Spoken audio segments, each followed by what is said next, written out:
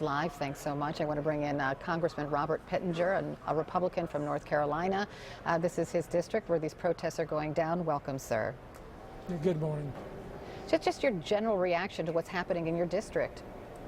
Well, it's sad and it's tragic with any loss of life, and I feel deeply for this family. I do know after 25 years of working closely with the Charlotte-Mecklenburg Police Department that they have a record and history of accountability and transparency. I know that Chief Pittenger will make sure that there is a clear review and evaluation of what occurred to make sure that protocols were followed, and we'll get all the facts in together. But for what I've heard and what I've seen, the man was carrying an armed pistol, and that was a threat.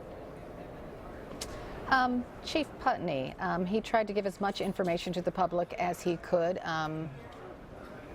He seemed to be holding himself back and not trying to show his emotions, but one thing he said struck me. He talked about not listening to a voiceless majority. I'm going to play what he said just moments ago, and I'd like your reaction. Here it is.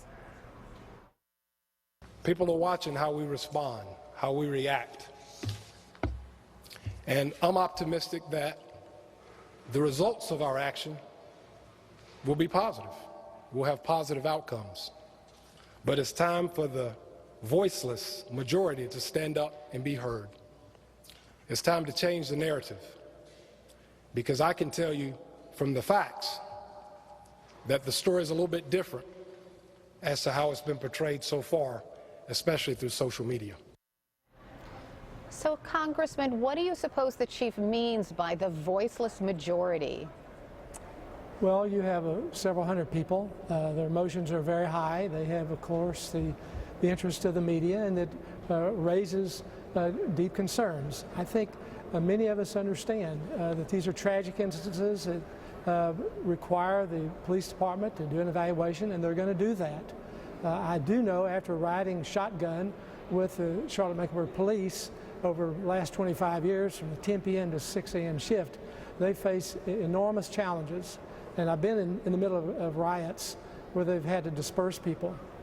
So these are not easy solutions for them when they're right in the middle of someone who's confronting them with a lethal weapon. And I think those of us who understand this process, we just need to stand and be still, let clear thinking prevail, and let the facts come out. What message would you send to your district today, sir? I would say that the message I would hope was that people would be calm, that they would believe the best about our law enforcement, they would believe the best about each other. I know I have friends in Dallas and in Charleston. One thing their community did get together was to pray. They prayed in their churches. The people in the urban churches, the black churches, went over to the suburban churches and vice versa. That had a very calming effect and helped make sure that this didn't happen again in those two cities. One of the difficulties, I think, in communities is there seems to, Republicans and Democrats seem to have taken sides. Like, the police are always right on one side, the demonstrators are always right on the other. Like, how can we bridge that gap?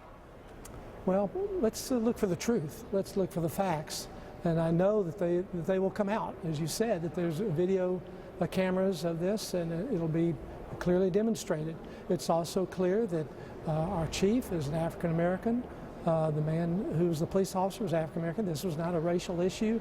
This is a very tough job for law enforcement to keep order and to keep peace in the middle of violence and chaos. Chaos and violence and looting, that's no way to resolve a problem. And reason has to prevail among those people who have deep emotions and deep concerns, and I really empathize with what they're going through. But those police officers are there to protect everybody. All right, Congressman Robert Pittenger from North Carolina, thanks so much for joining me this morning.